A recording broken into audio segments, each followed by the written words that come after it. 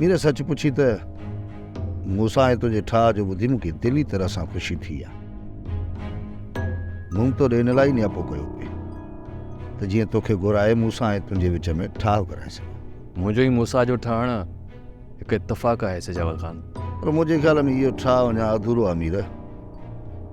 मां चाहियां थो त तव्हां बावल खान खे पाण सां गॾायो ऐं नवाब खान ॾे ठाह जो हथु वधायो। नवाब खान सां हथ मिलाइण जी ॻाल्हि तव्हां था कयो सजावल खान? सम्झां थो सभु मीर, सभु सम्झां थो, पर यकीन ॼाणो जेकॾहिं तव्हां नवाब खान ॾे ठाह जो हथु नथा वधायो न तो ज़ालिम तव्हांखे कॾहिं बि ख़ुशि रहणु कोन ॾींदो। पर हुनजी मौत खां पोइ त ख़ुशि रही सघूं था न। सही तो चई, पर हाणे नवाब खान जो मौत कंहिं आम माण्हू जो मौत हूंदो कोन। तूं ई सोच मीरा, सोच जेकॾहिं नवाब खान खे तव्हां मारे था विझो पोइ छा पुलिस तव्हांखे तर में रहणु ॾींदी? न को। सम्झा थो सजावल खान त नवाब खान जी मौत खां पोइ असांखे समूरी ज़िंदगी रूपोशी में गुज़ारणी पवंदी। हीअ त नवाब खान खे मारणु कोई एॾो वॾो मसइलो त न आहे, हिकिड़े झटके में कमु लही वेंदुसि। पर हुनजे मारण खां पोइ जेको पुलिस तव्हां सां हशर कंदी न सो तव्हां सोचे ई नथा सघो। छा था सम्झो त सुख सां रहणु ॾींदी? सच पुछी त जेकॾहिं ईअं न हुजे हा न त घणा ॾींहं मां नवाब खान खे लेटाए चुको हुजां। इन करे चवां थो इहो अजायो ज़िद छॾियो, नवाब खान सां ठाह कयो ऐं बाक़ी ज़िंदगी वञी सुकून सां गुज़ारो। पर इन जो ज़िम्मो केरु खणंदो सजावल खान त ठाह खां पोइ नवाब खान ॿीहर शरारतूं कोन कंदो? मञा थो त नवाब खान वासिंग आहे, पर जेकॾहिं तव्हां हुनजे गिर खां ॿाहिरि रहंदो त उहो तव्हांखे छो ॾंगींदो? सलाह कर संगत सां। जेकॾहिं वासिंग जे ॾंग खां बचणु चाहियो था त इन वासिंग खे खीर जो वटो पियारणो पवंदो।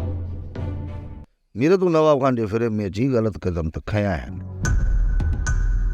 हाणे तो ते फ़र्ज़ु थो थिए त तूं बावल खान वटि वञी उनखे राज़ी कर ऐं मूंसां जे मथां बि ज़ोर रख त नवाब खान सां छा करे। मूसा जो पूरो घर नवाब खान बर्बाद करे छॾियो। ख़बर आहे मूंखे मीर, चङी रीति ख़बर आहे त मूसा जो सॼो घर नवाब खान ई बर्बाद कयो आहे। छा थो सम्झी? ख़बरूं खोटण सां को मुर्दा वरी ज़िंदा थींदा न। मां पंहिंजे तरफ़ां पूरी कोशिशि कंदुसि सजावल खान। उहे यारनि जो जेको बि जवाबु हूंदो अची तव्हांखे ॿुधाईंदुसि। बाबा मुंहिंजो फ़र्ज़ु अथव तव्हांखे सम्झाइणु, बाक़ी अॻिते तव्हां पंहिंजी मर्ज़ी जा पाण मालिक आहियो। मालिक भलाई कंदो सजावल खान। मां हाणे हलां थो। चङो, तूं भले हल।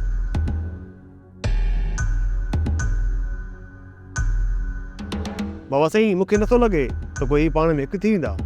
नुक़सान में पाण वेंदा पोइ सभु हिकु ॿिए जे ज़िद में अची विया आहिनि, एतिरो जल्द ठहण वारा न आहिनि। इन वक़्तु नवाब खान त मौत बणिजी सभिनी जे मथां पियो थो लामारा ॾे। कंहिंजो सिर खणंदो इहा त का ख़बर ई नथी। सोप सीरियल तकरार तमाम एपिसोड ॾिसो हाणे HD क्वालिटी में। विजिट कयो असांजो YouTube channel Sindh TV HD drama. Subscribe कयो असांजो official YouTube channel Sindh TV HD drama ऐं वधीक अपडेट लाइ बेल आइकन खे क्लिक करियो।